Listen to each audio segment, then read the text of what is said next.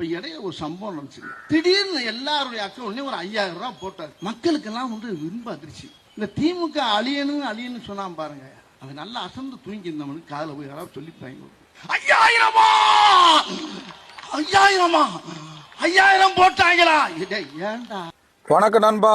5000 கத்தியே சத்துறாத. 5000 CM sir ஜோப்ல இருந்தோ இல்ல bank அக்கௌண்ட்ல இருந்தோ ஒன்னு கொடுக்கல. மக்கள் வரி பணம், அரசாங்க பணம், அதை எடுத்து சிஎம் சார் கொடுத்திருக்கிறார். கேட்டா சிஎம் சார் ஜோப்ல இருந்து கொடுத்த மாதிரி பேசிட்டு இருக்கிற. அப்புறம் என்ன சொல்ற, திமுகவை அழிக்க நினைக்கிறவங்க காணாம போயிருவாங்க. ஆமா ராஜா, ரொம்ப நாளா நீ ஆளை காணமே. எங்க பாம்பு பொத்துக்குள்ள தூங்கிட்டு இருந்தியா? பாம்பு பொத்துக்குள்ள தூங்கிட்டு இருந்தியா? ஏன் 4.25 வருஷமா முடிஞ்ச ஆட்சி முடிகிற இடத்துல உன்னை இறக்கி விட்டுருக்குறாங்கன்னா, கேப்டன் விஜயகாந்த் ஐயா மாதிரி எங்களை வச்சு செய்யணும்னு நினைச்சீங்கன்னா, வடிவேல் ஐயா விர்ச்சுவல் வாரிசு ஒரு அடி எப்படி இருக்குன்னா, அடுத்தது உனக்கு ஒரு நாடகம் கூட நடிக்க முடியாது, அந்த நிலைமையாயிரும். புரிஞ்சுதா? 5000 கொடுத்தாருங்கிறியே, நாடு 10 லட்சம் கோடியில் கடன்ல இருக்கு. எப்படி 10 லட்சம் கோடி கடன்? இது எப்படி சாத்தியம்? கேட்க முன்னால முடியுமா? அப்புறம் மாசம் 10 மாநாடு போடுறாங்க.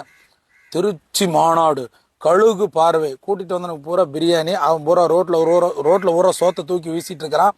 வரவனுக்கு 500 600 700 சேரு காசு, லைட்டுக்கு காசு, துண்டுக்கு காசு, சாப்பாட்டுக்கு காசு, வேனுக்கு காசு, எல்லாத்தையும் கொடுத்துட்டு இருக்கிறாரு. யாரு வீட்டு காசு எடுத்து செலவு பண்றாரு? அவர் சொந்த காசு எடுத்து செலவு பண்றாரா? உனக்கு கேட்கறதுக்கு துப்பு இருக்குதா? ஸ்டாலின் ஐயா கொடுத்தாரு. யோ, அரசாங்க பணத்தை, மக்கள் வரி பணத்தை எடுத்து செலவு பண்றாரியா?